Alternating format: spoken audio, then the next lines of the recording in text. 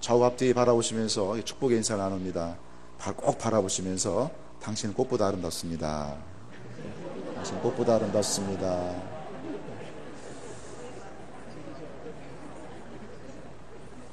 네. 그리고 자기 가슴에 또 손을 얹고 자신을 한번 축복합니다. 주님, 오늘도 저로 인하여 행복하소서. 아멘. 네. 오늘 이 시간 하나님 나라의 사람들이라는 제목으로 말씀 증언하겠습니다.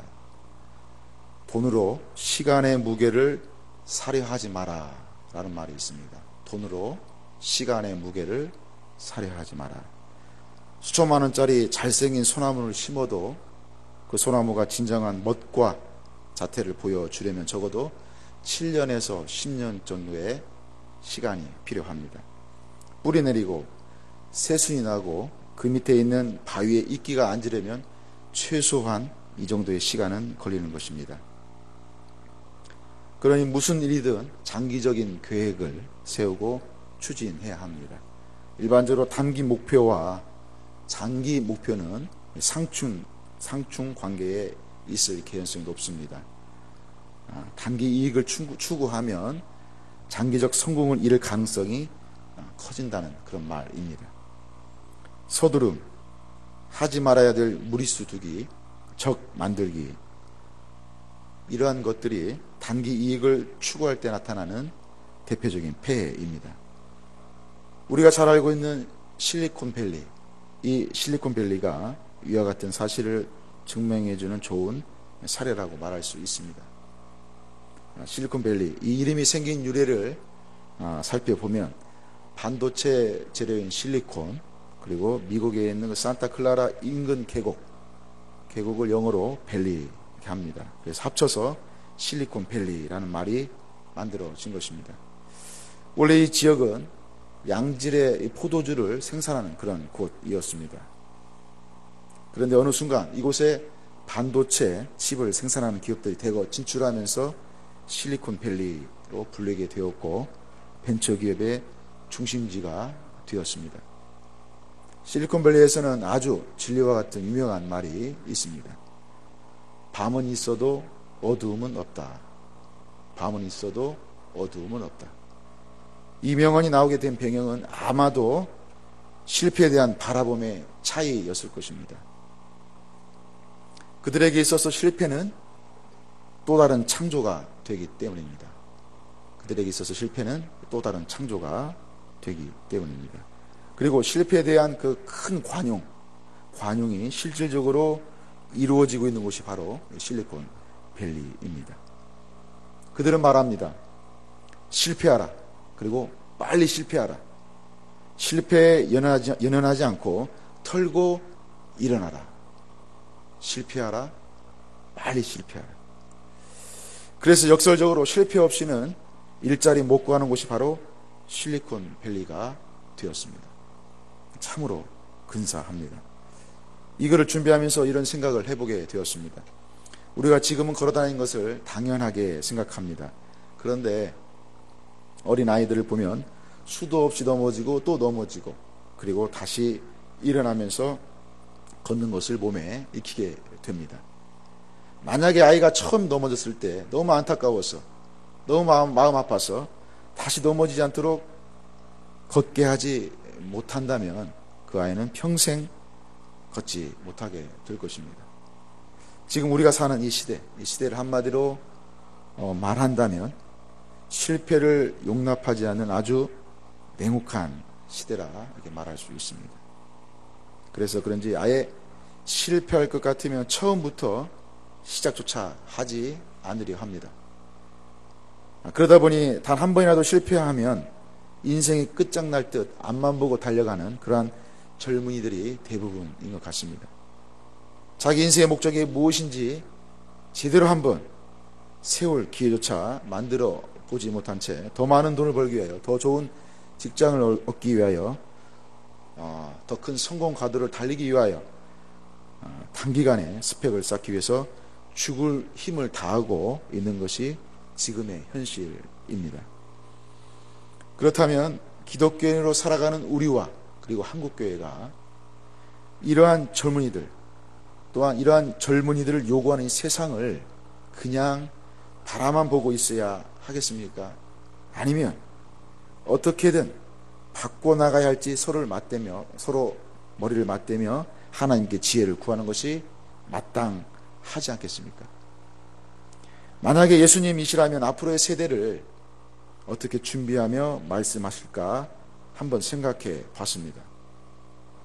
바로 다음 세대를 위해 나무를 심는 그런 정신, 다음 세대를 위해 인내하며 꾸준히 정성을 쏟는 섬김의 자세, 실패를 실패로 보지 않고 다음 세대를 위한 창조로 바라보는 관용의 마음, 다음 세대가 하나님 나라의 귀한 일꾼이 되도록 가르치시며 훈련시키시며 이끌어 나가실 것입니다.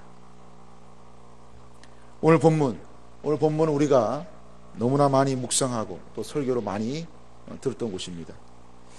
그러면서 한편으로 오늘 본문이 말하는 그 의미를 제대로 이해하고 있는 사람들, 그리고 제대로 실천하고 있는 사람들이 과연 얼마나 되는지 한 번쯤 생각해 보게 되고, 또 지금 우리에게 주어진 과제가 아닌가 생각하게 됩니다. 왜 그럴까요? 그건 바로 오늘 본문이 천국의 모습을, 다시 말해서 하나님 나라의 모습을 보여주는 비유이기 때문입니다. 천국, 그렇습니다. 천국은 지금 분명히 이 세상과는 달라야 합니다. 그래서 우리가 쉽게 천국 비유를 할 때 이해하기 어렵고 또한 받아들이기 어려운 게 맞습니다. 만약에 천국이 지금 이 세상과 별반 다를 게 없다면 천국을 굳이 설명하려 하지 않을 것이고 또 기다리며 기대할 필요가 없을 것입니다. 그래서 오늘 본문이 천국을 이해하는데 아주 중요하고, 또 이해한 대로 지금 현실 속에서 그렇게 살아가기 위해서 더욱 중요한 본문이라 말할 수 있습니다. 그래서 오늘 저는 오늘 본문을 가지고 한 가지만 확실하게 말씀드리려고 합니다. 바로 출발점입니다. 출발점. 천국은, 다시 말해서 하나님 나라는 출발점이 같아야 한다는 것입니다. 출발점이 같아야 한다. 그러기 위해서는 하나님 나라의 사람들이 분명히 존재해야 합니다. 하나님의 통치를 제대로 이해하고 순종하는 하나님 나라의 사람들이 그렇게 만들어 가야만 하는 것입니다. 우리는 알고 있습니다. 우리가 태어나는 것, 우리의 의지대로 태어나는 것 아닙니다. 그러나 태어난 후에 우리 환경을 보면 다 다릅니다. 부자로 태어난 사람, 가난한 사람으로 태어난 사람, 건강한 사람, 장애를 가지고 태어난 사람, 흑인은 백인, 황인으로, 또 강대국에서 태어난 사람, 아주 가난한 나라에서 태어난 사람, 전쟁으로 폐허가 된 나라에서, 또 민주국가에서 독재국가에서 다 다르게 태어납니다. 그렇게 생각해 보건대 가난한 집에서 태어난 사람은 출발부터 가난과 싸워야 합니다. 어쩌면 그 가난 때문에 남들보다 더 많은 시간과 노동의 대가를 치러야만 합니다. 오직 가난을 이겨내기 위해서 말입니다. 반대로 부잣집에서 태어난 그 사람은 출발부터 가난과 싸우지 않습니다. 이미 가진 게 많아서 다른 곳에 자신의 노동과 시간을 투자하며 앞서 나갑니다. 이미 이 둘은 출발부터 다릅니다. 출발부터 차이가 크게 벌어진 것입니다.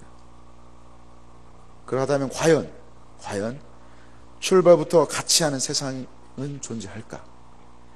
출발점이 똑같은 세상은 과연 현실적으로 이루어질 수 있을까?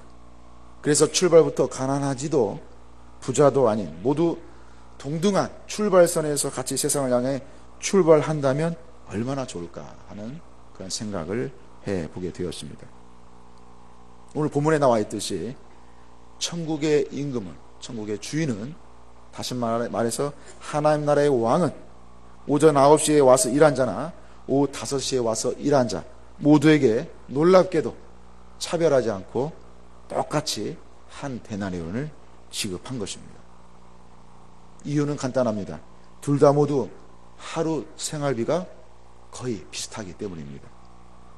그래서 이 천국의 임금은 일한 시간과 노동을 따지지 않고 이들 모두에게 같은 급여를 준 것입니다.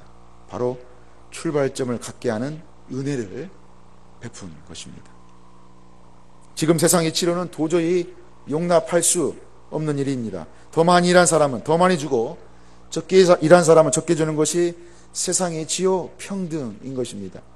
그런데 성경에서는 그렇지 않다고 말하고 있으니 우리가 이것을 어떻게 받아들여야 할지 또 이해해야 될지 참 고민스럽습니다.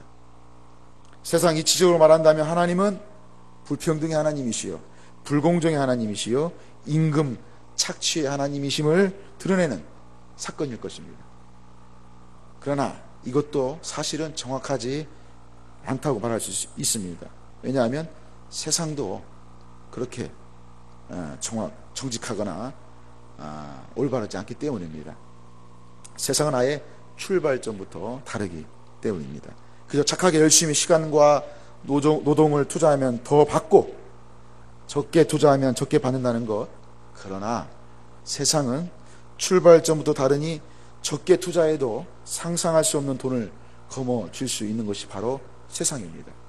반대로 열심히 투자하고 노력했지만 완전 망하는 것 또한 세상인 것입니다.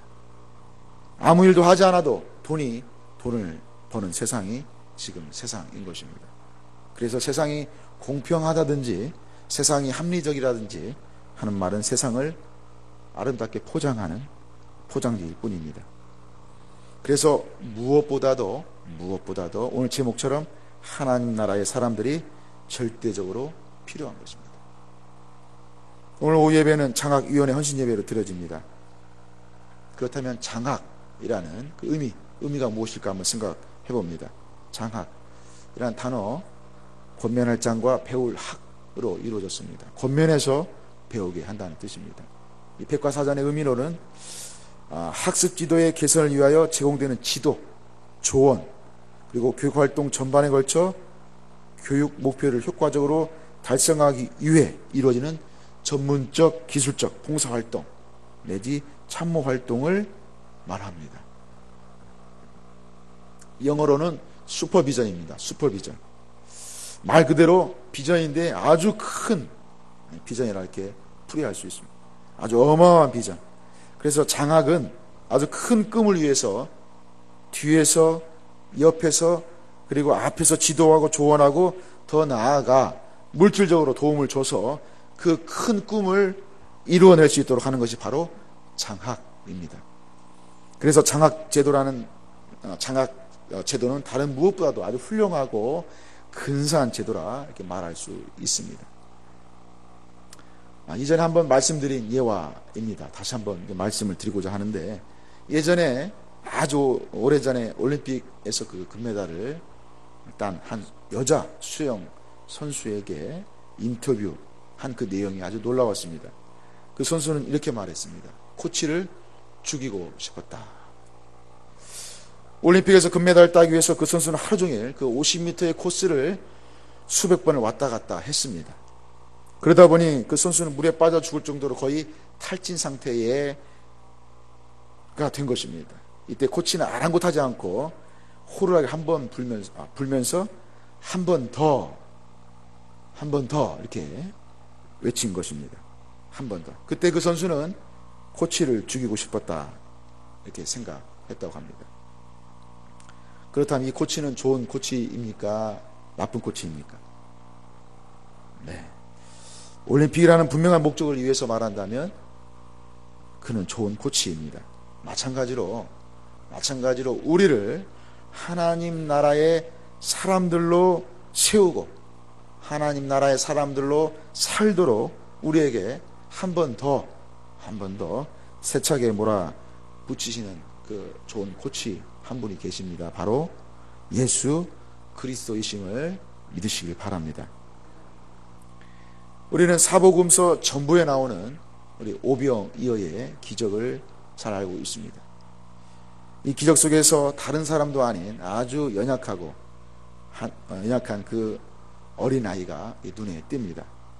바로 그날 그 아이는 생애 최고의 복을 받은 날이기도 합니다. 다른 사람도 굶는데 저 혼자 먹기 힘들어요. 그냥 제가 가진 것 다 내놓을래요. 아이는 물고기 2마리와 보리빵 5개가 든 자신의 도시락을 내놓았습니다. 예수님은 그 도시락에 축사하시고 5,000명을 먹이셨습니다. 여자와 어린아이까지 포함한다면 한 2만여 명이 되겠죠. 하나님은 그 아이를 5,000명 이상을 먹이는 사람으로 쓰신 것입니다. 성공했다고 하는 사람 그 중에는 2 종류가 있습니다. 하나는 5,000명을 혼자 깔고 앉아 먹는 사람입니다. 우리도 말은 안 하지만 속으로는 똑같은 소원을 품을지도 모릅니다. 그런데 하나님이 원하시고 인정하는 사람은 5,000명을 깔고 앉아 먹는 사람이 아니라 5,000명을 살리고자 먹이는 사람입니다. 그래서 공부해서 남 주냐 라는 말이 공부해서 남 주자 하는 말이 바로 믿음의 사람의 입에서 나올 수 있는 말입니다. 하나님 나라의 사람들만이 할 수 있는 말인 것입니다. 5,000명을 먹이는 사람, 늘 남을 살리고 남을 먹이는 일이 예수님을 믿는 우리들의 큰 비전이 되었으면 합니다. 세상적 가치관은 보다 많은 것을 내 자리에 깔고 앉아서 남들과 다른 차별성을 누리며 살고자 늘 유혹합니다. 나는 너하고 달라. 너는 그렇게 살지. 나는 이만큼 가지고 있어. 많은 사람들의 삶의 목적이 이 같은 차별성을 갖는 데 있습니다. 왜 남들보다 좋은 차를 타야 합니까? 더 안전하다든가 더 편안하든가 하는 이유는 아주 작은 부분입니다. 더 솔직히 말해보자면 난 너와 달라 이렇게 말하고 싶기 때문입니다. 그 차별성을 위해 우리는 너무나 많은 시간과 노력을 낭비합니다. 그리고 다른 사람의 많은 것을 박탈하기까지 합니다. 하지만 기독교의 신앙은 그런 것이 아닙니다. 하나님의 사람들은 그렇지 않습니다. 교회의 장학제도를 통해 세워진 사람은 그렇지 않습니다. 열심히 돈 벌고 일해서 적극적이며 긍정적으로 살아가는 것은 세상 사람들과 똑같지만 한 가지 분명히 다른 것이 있습니다. 바로 목적이 다릅니다. 목적이 다릅니다. 우리도 명품을 사려고 애쓰는 사람들처럼 더 좋은 집에서 살고자 하는 사람들처럼 열심히 돈을 벌어야 합니다. 그러나 그렇게 번 돈을 가지고 기독교인으로서 분명히 해야 할 일이 있습니다. 모두 다 출발점이 같도록 환경을 만들어 주는 것입니다. 그리고 더 나아가 차별을 없애기 위해 쓰는 것입니다. 다시 말씀드리자면 세상은 출발점이 다름을 아주 잘 이용하고 기회로 삼아버립니다. 더 나아가 차별합니다. 출신 학교, 출신 지역, 남자와 여자, 가난한 자, 부자 이렇게 차별합니다. 세상 사람들은 그것을 차별하라고 돈을 벌고 출세하고 성공하지만 예수 믿는 사람들은 바로 그 차별을 없애기 위해서 돈을 벌고 성공해야 합니다. 하나님은 믿는 자들에게 낮아지라고 하십니다. 이 말은 실력을 낮추라는 말이 아니라 자세를 낮추라는 말입니다. 겸손하라는 말입니다. 세상 사람들은 차별을 위해 남들보다 출세하기 위해 돈을 벌고 권력을 얻기 위해 노력하지만 우리는 그것을 다른 사람에게 주고자 해야 합니다. 너희들은 차별하려고 돈을 벌지 나는 그 차별을 철폐하려고 돈을 벌어. 이렇게 살아야 하나님이 기뻐하실 줄 믿습니다. 초대교회는 어떠했습니까? 바로 우리가 남이냐? 우리는 다 한 가족이야. 이렇게 외치면서 똘똘 뭉쳤던 그 시절이 바로 초대교회 시절이었습니다. 그래서 기독교인들, 더 나아가 장학제도를 이끄는 사람들, 그리고 장학제도를 통해 성장한 젊은이들이 바로 이런 소원, 우리가 남이냐? 우린 다 한 가족이다 라는 그런 소원을 가지고 살아가야만 할 것입니다. 한국기독교장로회 하면 설립자 우리 김재준 목사님을 말하지 않고는 넘어갈 수가 없습니다. 20세 젊은 시절 웅기라는 곳에서 살았던 때입니다. 웅기는 만주나 시베리아로 망명하는 애국지사들의 관문이었습니다. 그 관문으로서 독립운동의 기운을 느낄 수 있었던 곳이 바로 웅기였습니다. 그곳에서 김재준 목사님은 인생이 송두리째 바뀌게 될 귀한 한 사람을 만나게 되었습니다. 바로 신앙의 형제요, 신학의 학형으로서 장공 김재준보다 2년 선배인 만우 송창근이었습니다. 이 한 사람과의 만남과 그의 권면으로 장공의 인생은 새롭게 시작되었던 것입니다. 송창근 목사는 일찍부터 기독교에 입문하고 민족의 처참한 현실에 인텔리 청년이었습니다. 그는 장공을 보자마자 이렇게 말했습니다. 지금 3.1운동 이후 우리 민족은 되살아났습니다. 이제부터 새 시대가 옵니다. 김 선생 같은 청년을 요구합니다. 옹기 구석에서 금융조합 석인하면 무엇합니까? 서울 올라와 공부하십시오. 하루속히 단행하십시오. 이 말을 장공에게 전해주었습니다. 이 말을 들은 장공 김재준 가슴이 뜨거워졌습니다. 곧장 금융조합에 사직서를 내고 서울로 향한 것입니다. 이러한 시작이 바로 기장 한국기독교 장로회를 세우게 되었으며 더 나아가 강원용, 안병무, 이상철과 등과 같은 세계적인 인물들을 길러냈던 것입니다. 이것이 바로 장학의 능력이라 말해도 과언이 아닐 것입니다. 끝으로 제가 이곳 영신교회에 부임하기 바로 직전 저를 선보인 이 설교 중 일부를 다시 한번 반복해서 말씀드리고 마치고자 합니다. 제가 존경하는 목사님의 아들 이야기입니다. 목사님의 큰 아들은 경북 포항에 기독교 신앙을 가진 한동대학교, 지금은 좀 말도 많고 탈도 많은 그 한동대학교에 입학했습니다. 그러나 그 큰 아들은 곧 재수를 하고 싶어 했습니다. 여러 가지 이유가 있었겠지만 아주 중요한 이유는 다른 사람이 알지도 못하는 그런 대학에 다닌다는 것이 크게 자존심이 상했던 것입니다.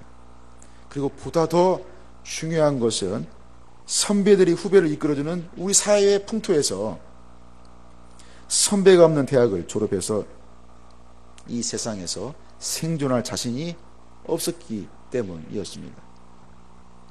저도 우연찮게 오해는 하지 마시고요. 전주에 있는 그 유명한 상상고를 다니게 되었습니다. 제가 그때 5회 졸업생이었습니다. 그러니까 제 일원은 4년 정도의 선배밖에 없는 것이었습니다. 저도 이 사실이 그리 달갑지만 않았습니다. 바로 옆에 있는 전주고등학교가 있는데 왜 그리 떨어지지 않았을까라는 그런 아쉬움이 늘 있었습니다. 그러던 어느 날 1회 선배가 술에 잔뜩 취해서 저를 찾아왔습니다. 1회 선배가. 그 선배는 저를 붙잡고 이렇게 하소연했습니다. 나는 말이야 선배가 없어. 왜요? 1회 선배니까. 저도 가슴이 찡했습니다. 바로 이 큰아들도 이러한 이유로 재수하면 어떻겠냐고 아버지께 물었던 것입니다. 그러자 목사님은 나에게 묻지 말고 하나님께 물어봤으면 좋겠다. 그러기 위해서 잠깐 기도원에 갔다 오면 어떻겠니? 이렇게 권면을 했습니다.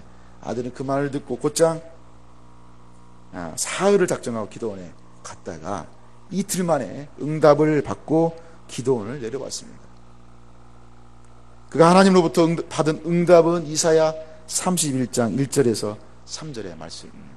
이사야 31장 1절에 3절의 말씀 제가 한번 읽어드리겠습니다. 도움을 구하러 애굽으로 내려가는 자들은 화 있을진저.